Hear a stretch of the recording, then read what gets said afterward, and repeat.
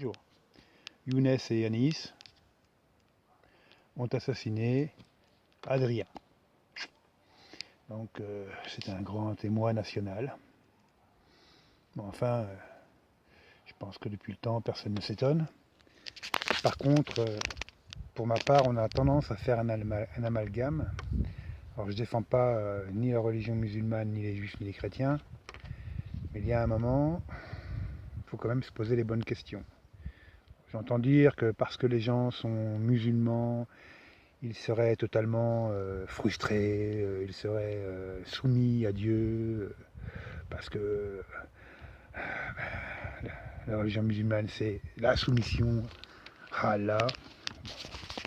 Écoutez, moi, j'ai connu des musulmans, c'était pas des bandits, c'était pas des escrocs, c'était des gens qui vivaient leur religion, hein, au départ, enfin même toujours.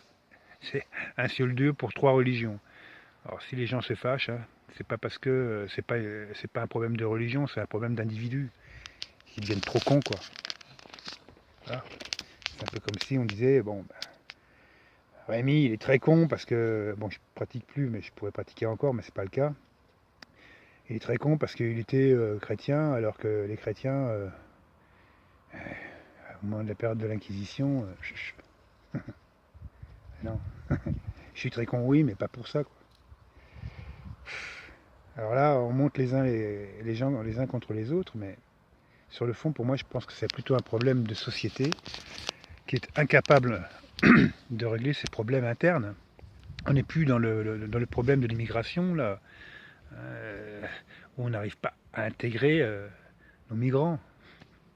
Parce que là, il s'agit sûrement de Français qui sont nés en France, qui, depuis plus de 20 ans, 25 ans, leurs parents peut-être même aussi aujourd'hui, je n'en sais rien, mais enfin, on peut tout imaginer, quoi. Donc c'est pas parce que tu as la peau grise, noire ou blanche ou jaune que forcément tu vas tuer le prochain, quoi. Je dis ça, j'y crois pas. Aujourd'hui, il faut se réveiller. Les prisons sont pleines, ça nous coûte 100 euros par individu, on est incapable de payer ça. Les prisons ne règlent rien. Alors, il va falloir revoir nos lois, quoi. Il est temps. Vous vous endormez sur l'autoroute, vous vous faites agresser. C'est normal, les bandes sont organisées. Alors, je ne sais pas si c'est des musulmans, des roumains ou ce qu'on veut, mais on se fait agresser de toutes parts.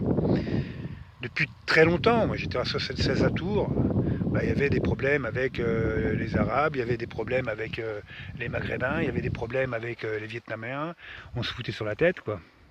C'était grave, quoi. Mais celui qui se défendait, et on le laissait tranquille, hein.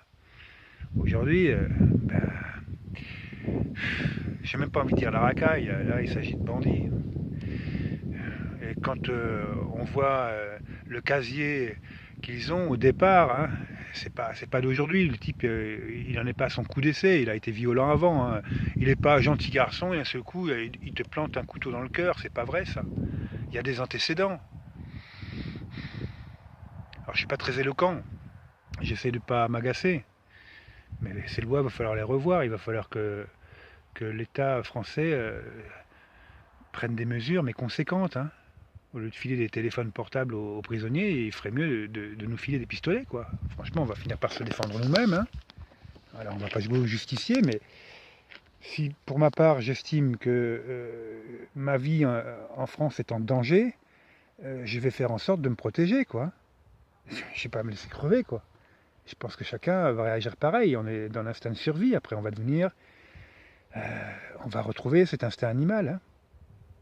Quand le type en face de toi, il sait qu'il risque de mourir, ben franchement, moi j'ai déjà fait l'expérience, il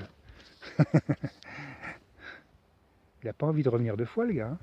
Et sans être armé, hein. Même quand je faisais 60 kilos. C'est ça la loi du plus fort, quoi. Aujourd'hui, les gens, je crois que les personnes sont trop gentilles. Alors, faut être brave, quoi. Non, non, il n'y a pas à être gentil. Alors, on peut être aimable, on peut être gentil au quotidien, mais quand on tombe sur du bandit, ben, il faut que celui-ci se dise, bon, attendez, je suis armé, j'ai un couteau, etc. Je vais assassiner la personne âgée, je vais assassiner le fils, je vais assassiner Adrien, mais Si je le manque, ben, je vais peut-être mourir, quoi. Il n'y a que ça. Je crois qu'il va falloir faire quelque chose dans ce sens-là. Au lieu de nous emmerder avec un permis à points, au bout de 12, bah écoutez, on n'a plus le droit de conduire la voiture, je crois que c'est ça. Hein. Moi j'ai jamais été jusqu'à 12, de toute façon. Bref. Et on devrait faire un permis de vivre. À un moment donné, quand on sent qu'on tombe sur un individu qui cherche la bagarre sans arrêt et que ça va crescendo, on ouvre un permis de vivre. Puis là on lui met pas 12 points. Hein. Enfin on peut lui mettre 12 points. Bon, enfin, au fur et à mesure qu'il commet des délits, il perd 2, 3, 4 points. Puis quand il a plus de points, ben on le crève. Hein.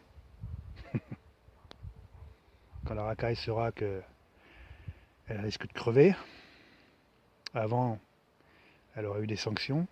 Je pense que la prison, ça sert de rien, donc il faut les fouetter. Voilà, il faut leur faire quelque chose. Quelque chose qui leur fait mal, quoi. Quelque chose qui leur donne pas envie de recommencer. Voilà. On va pas les amputer, mais pourquoi pas. Ils travailleront d'une main. Enfin, il va pas falloir être sympa, hein. Parce que là, c'est 100 fois ni loi, quoi.